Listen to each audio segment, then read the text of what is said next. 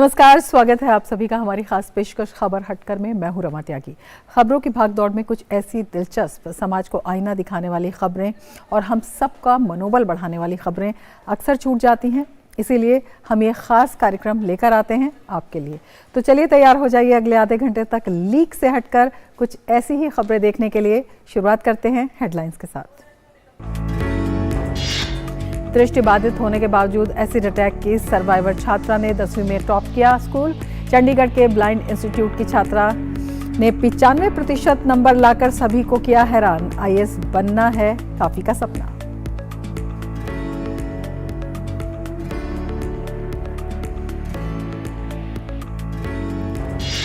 निजी जिंदगी की उथल पुथल के बीच कला ने दिया मन को सहारा। नोएडा की एक तनाहर अवसाद को मात देकर अपनी कला और शब्दों के माध्यम से मानसिक रूप से परेशान लोगों की जिंदगी में भर रही है रंगसाजी नाम से अब विदेशों तक पहुंच रही है एकता की कला।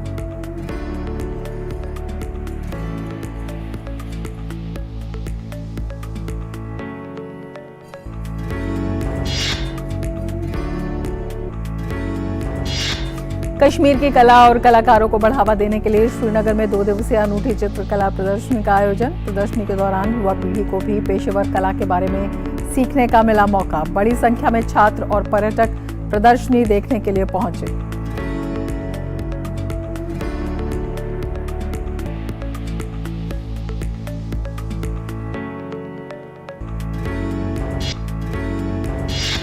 सोयाबीन की जगह कीड़े मकोड़ों से हासिल होगा प्रोटीन। जलवायु परिवर्तन और ग्रीन हाउस गैस उत्सर्जन को कम करने में भी होगा लाभदायक। हांगकांग में शोधकर्ताओं का रिसर्च जारी।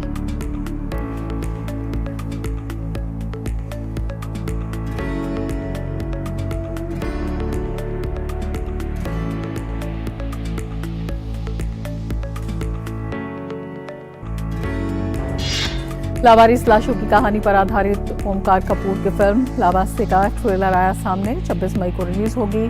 सुदेश कनौजिया के निर्देशन में बनी फिल्म।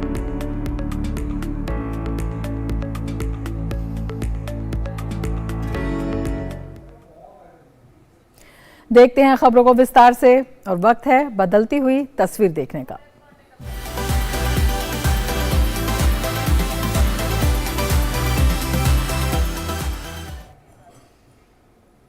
केंद्रीय रेल मंत्री अश्विनी वैष्णव ने एक पुस्तिका जारी की है। इस मौके पर उन्होंने कहा कि पिछले 9 वर्षों में प्रधानमंत्री के नेतृत्व में बड़े सुधार हुए हैं। रेलवे में हर प्रकार से यात्री सुविधाओं में सुधार हुआ है। देश भर में रेलवे स्टेशन में साइनेज की सैनिटाइजेशन करने के लिए एक नया गाइडलाइन भी जारी किया गया है।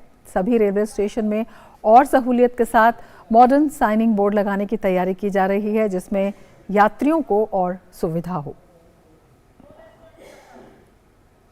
रेलवे में प्रधानमंत्री श्री नरेंद्र मोदी जी के मार्गदर्शन में बहुत बड़े सुधार हुए हैं। विशेषकर जो यात्रियों की सुविधाओं के संबंध में, चाहे सफाई हो, चाहे ट्रैक्स की क्वालिटी हो, चाहे कोचेस की क्वालिटी हो, चाहे वेटिंग एरिया का इम्प्रूवमेंट हो, हर प्रकार के पैसेंजर एमिनिटीज़ में बहुत सारे सुधार हुए हैं। इसी कड़ी में आज एक बड़ा निर्णय लिया गया है। इस निर्णय में देश भर में गाइडलाइन जारी किया गया है, standard signages at stations on Indian railways. और अब बात जहां चाह वहां राह की।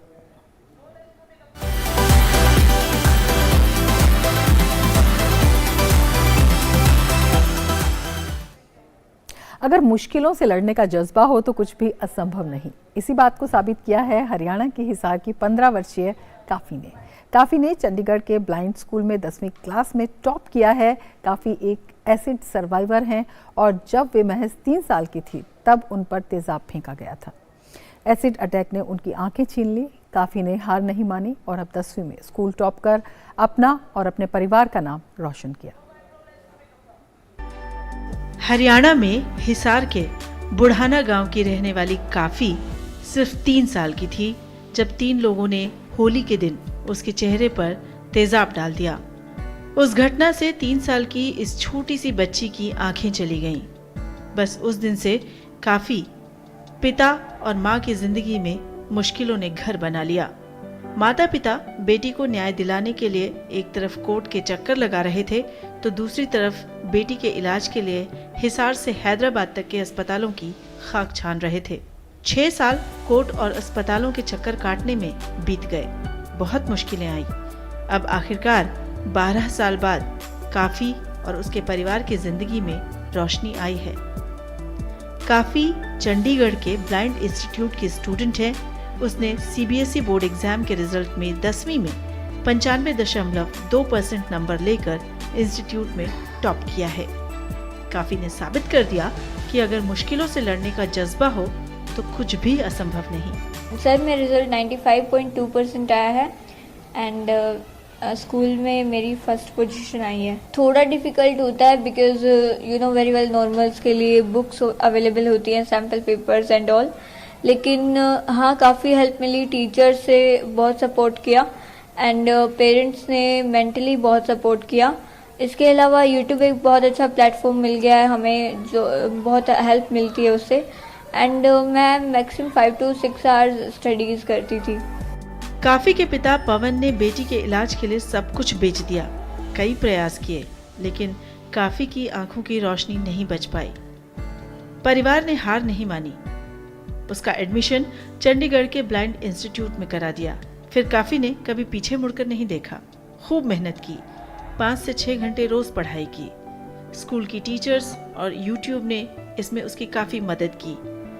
10वीं में अपना परचम लहराने के बाद काफी का सपना IAS बनने का है। I'll go for arts and I want to become IAS officer, so I think it will be helpful. Just I want to serve my country. काफी के रिजल्ट से उसके माता पिता का खुश होना स्वाभाविक है।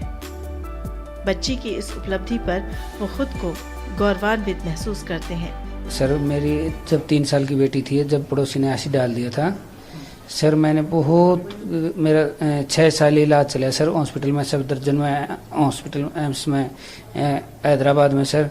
मेरा सब कुछ लग लिया था सर, मैंने फिर भी नहीं हिम्मत आ रही। लेकिन जब से मैंने इसको पढ़ाई कराई जी, 2 साल में हिसार पढ़ा के लिया सर, 6 साल मैंने यहाँ हो गए सर पढ़ाते हुए। बहुत कठिनाई आई सर, लेकिन मैं सभी को माँ बाप को बोलता हूँ कि बच्चों से हार मत मानो, बच्चों को जिताओ। बहुत खुश हूँ जी, मैं बहुत खुश हूँ। अब वर्गीय लोगों की दया से है, सुबह से भी बहुत रिपोर्टर आ रखे हैं, बहुत खुश हूँ। मेरी बेटी का जो सपना सोच रखा है वो पूरा होएगा। ये कहती भी मैं वो IAS बनूंगी, IAS ही बनेगी। अब मेरे पूरी फिक्स बैठ गई कि मेरी बेटी बन सकती है IAS। 15 साल की काफी को वैसे तो क्रिकेट और संगीत अच्छा लगता है, लेकिन प्रशासनिक अधिकारी बनने के लिए वो पढ़ाई से लेकर हर काम को सीखने में रुचि रखती है और हर काम सबसे पहले करने की कोशिश करती है। उसका मानना है कि नजर खोने का अर्थ कभी जीवन का अंत नहीं होता। Bureau report, DD news. और अब बात करते हैं परंपरा और विरासत की।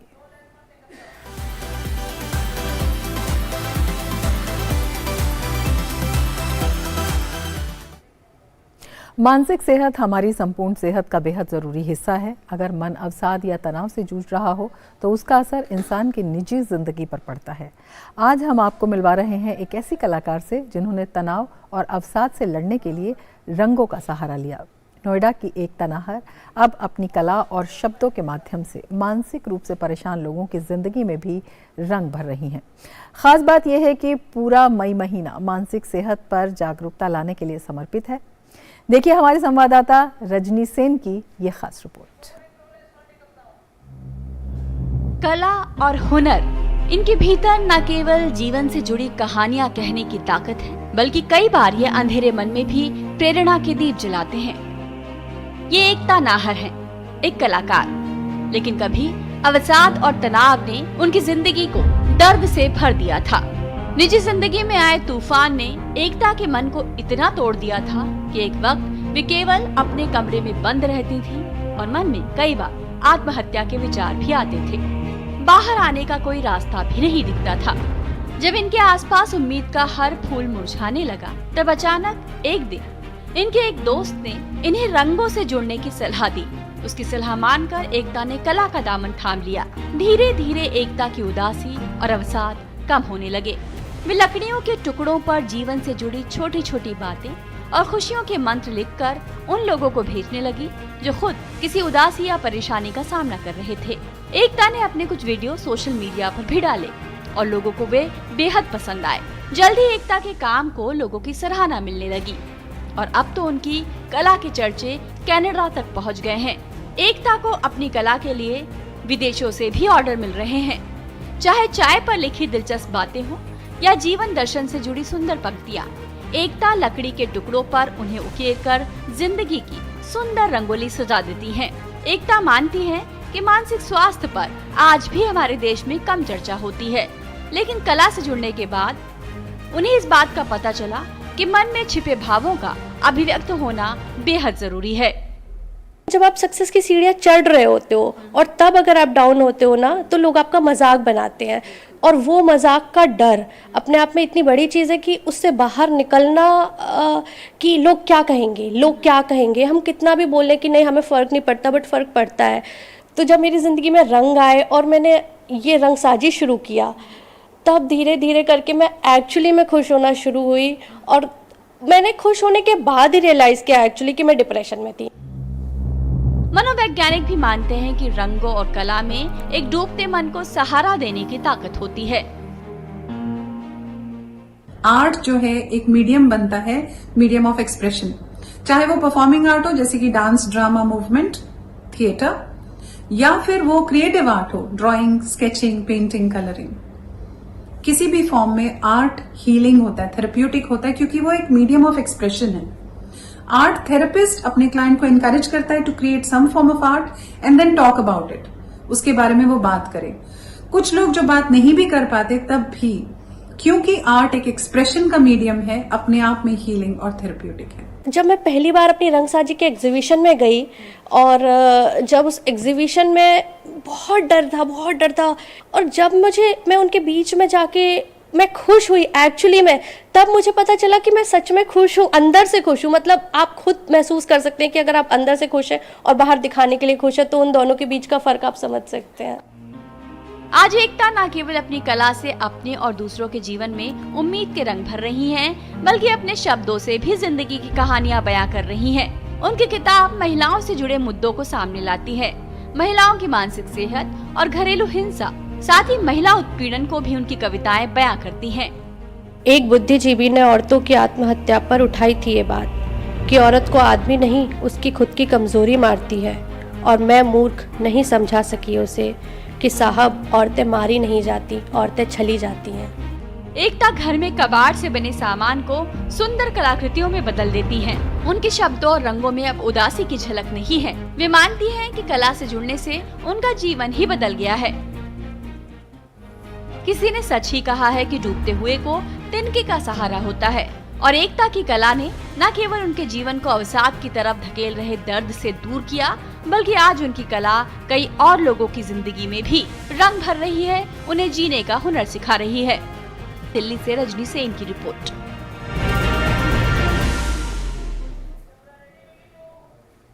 और अब लेते हैं एक ब्रेक, आप देखते रहिए टीडी न्यूज़। प्रधानमंत्री श्री नरेंद्र मोदी की अगुवाई में देश को खुले में शौच से मुक्त बनाने के लिए 2014 में आरंभ किया गया स्वच्छ भारत मिशन न केवल एक जन आंदोलन बना, बल्कि इसे विश्व की बड़ी व्यवहार परिवर्तन योजना का गौरव भी मिला। स्वच्छ भारत मिशन ग्रामीण की अपार सफलता के बाद खुले में शौच से मुक्ति के बाद अब दायित्व और बढ़ गया है। देश को ओडीएफ के बाद ओडीएफ प्लस बनाने के लक्ष्य पर काम चल रहा है। अब हमें कचरे से कंचन बनाने का काम को तेज करना है। पूरे देश में ओडीएफ प्लस या संपूर्ण स्वच्छता पर खास ध्यान दिया जा रहा है। स्वच्छता केंद्रित जागरूकता अभियानों के द्वारा जन जन तक स्वच्छता की सीख, पेंटिंग और फिल्म मेकिंग जैसे नए और रोचक तरीकों से पहुंचाई जा रही है। देश में स्वच्छता संवाद कार्यक्रमों का आयोजन किया गया, जिनमें लोगों ने पूरे उत्साह के साथ हिस्सा लिया और प्लास्टिक कचरे से देश को मुक्त कराने की शपथ ली। जैविक कचरे के निपटान और उससे अतिरिक्त आमदनी पाने के बारे में भी लोगों को जागरूक किया जा रहा है, जिससे बड़ी संख्या में लोग गोबर धन योजना से जुड़ रहे हैं और गोबर से बायोगैस एवं जैविक खाद के उत्पादन को बढ़ावा मिल रहा है। जैविक और रिसाइक्लेबल कचरे को अलग रखने और उसके उपचार पर विशेष ध्यान दिया जा रहा है।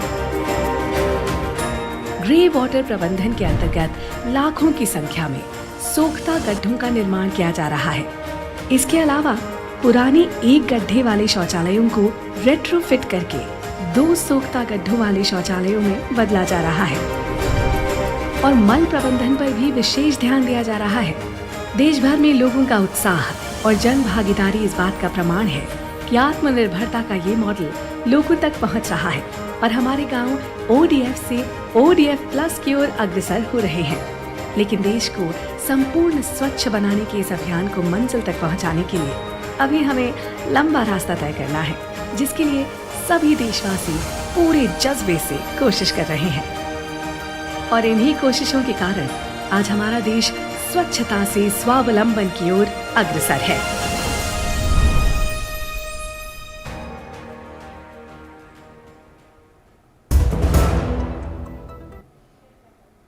ब्रेक के बाद फिर से आपका स्वागत है और अब कुछ खबरें आपके शहर, आपके गांव की।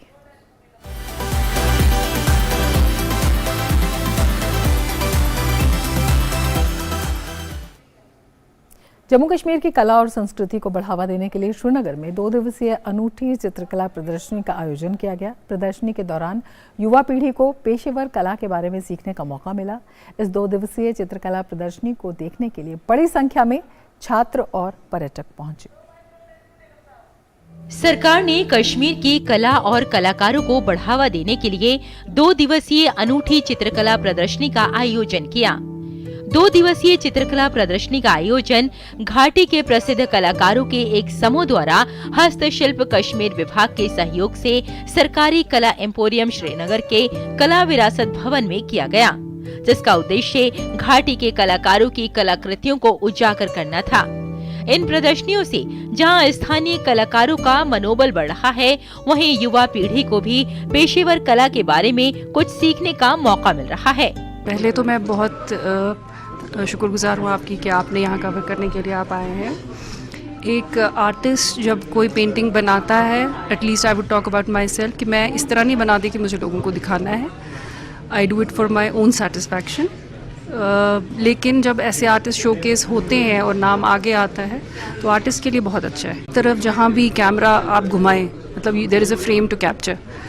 सो बेसिकली इंस्पिरेशन कश्मीर है, चाहे वो शहर खास वाली थीम जो इफ्तिखार साहब ने ली है या मेरी भी कई पेंटिंग्स की आप देखेंगे कि इंस्पिरेशन कश्मीर है। इस प्रदर्शनी के सभी चित्र कश्मीर के अतीत को दर्शाते हैं। विशेष रूप से मस्जिदों, मंदिरों, धार्मिक स्थलों, ऐतिहासिक घरों और जल निकायों के रूप में पुराने श्रीनगर शहर की विरासत अवसंरचना जो कला प्रेमी लोगों को आकर्षित करती है। पिछले 1 साल से सरकार पुरानी कला को बढ़ावा देने की पूरी हमारे साथ हमारे ऑफिस को अप्रोच करते हैं लोग कि हम अपना काम जो है शोकेस करना चाहते हैं, डिस्प्ले करना चाहते हैं, तो ये डेडिकेटेड गैलरी है उन लोगों के लिए। क्योंकि श्रीनगर को क्रिएटिव सिटी फॉर क्राफ्ट का जो एजाज़ मिला, उसको हाईलाइट करने के लिए ये एग्जीबिशन हुई है। कश्मीर देश का एक सबसे अच्छा और प्रसिद्ध पर्यटन स्थल है। घाटी की मनमोहक सुंदरता हर साल लाखों पर्यटकों को आकर्षित करती है, जो दुनिया के विभिन्न हिस्सों से आते हैं। इन दिनों हर दिन दुनिया के विभिन्न हिस्सों से बड़ी संख्या में पर्यटक कश्मीर की सम्मोहक सुंदरता का आनंद लेने के उद्देश्य से आ रहे हैं। इसलिए इस प्रकार की खूबसूरत पेंटिंग प्रदर्शनी जो विभिन्न विषयों से संबंधित है, जिसमें संस्कृति और परंपराएं शामिल हैं, कश्मीर पर्यटन को बढ़ावा देने के लिए एक जबरदस्त भूमिका निभा सकती है। जी, ये बहुत ही अच्छा काविश है directorate of art and handicrafts की कि उन्होंने इनिशिएटिव आर्टिजन इनिशिएटिव के तहत इस नुमाइश का इनेकाद किया और जिसमें हमें फिर दावत मिली और मैंने अपने फन पारे यहाँ नुमाइश पर रखे हैं। इस नुमाइश में हम खराज अकीदत पेश कर रहे हैं शहर ख़ास को शहर ख़ास दरिया जहलम के किनारे, दरिया जहलम बहता हुआ कई शहर इस पर आबाद है। सोपोर है, बारामूला में है, साउथ कश्मीर है। तो इस दरिया ये गवाह है हमारी मीरास की और हमारी हिस्ट्री की। और इस पर जो मकानात बने हैं, मस्जिदें बनी हैं, खानकाहें बनी हैं, मंदिर भी बने हैं, ये कश्मीर की एक खूबसूरती है, ओल्ड हेरिटेज है। स्थानीय छात्रों सहित बड़ी संख्या में अन्य लोगों ने इस प्रदर्शनी में हिस्सा लिया। उनका मानना है कि इस प्रकार की प्रदर्शनी उन्हें एक दोस्ताना और शांतिपूर्ण वातावरण प्रदान करने में जबरदस्त भूमिका निभा रही है। Bureau report, DD news. और अब वक्त है बाइस्कोप की बातों का।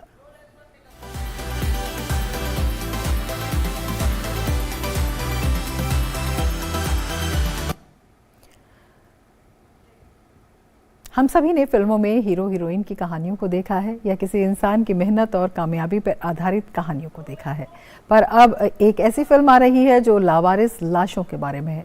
ये फिल्म है लावारिस, जिसका ट्रेलर रिलीज हो गया है। इतने ध्यान से क्या देख रहे हो? एक्चुअली ये डायरी किसकी है पता है? देखो, ये देखो, देखो। लावारिस, ये शब्द कभी किसी की जीते जी पहचान बन जाती है तो कभी किसी के मरने के बाद उसे लावारिस लाश कहकर बुलाया जाता है। पर लावारिस लाशों की भी अपनी एक कहानी होती है। इसी कहानी को दिखाती फिल्म लावारिस आ रही है।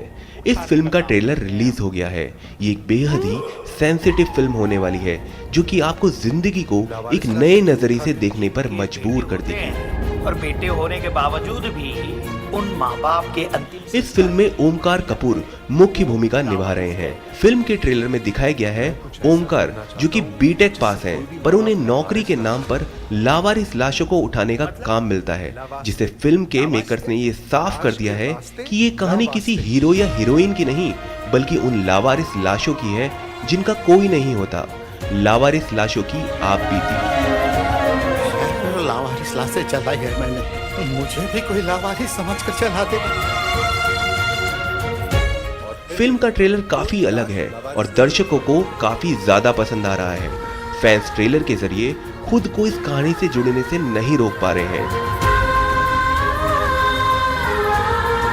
इस फिल्म का निर्देशन सुदेश कनौजिया ने किया है और इसके निर्माता आदित्य वर्मा है। इस फिल्म में मनोज जोशी, ब्रिजोश काला और उर्वशी भी अहम किरदारों में नजर आएंगे। हर हफ्ता आके परेशान करने लगे। मिलते ही आपको पैसे भेजता हूँ। तुम्हारे जैसे मेमटेक बीटेक 5-6 हजार रुपए में घिसवा रहे हैं। प्लीज एक मौका और दीजिए। ये फिल्म लावारिस 26 मई को सिनेमाघरों में रिलीज होगी। Bureau report, DD news.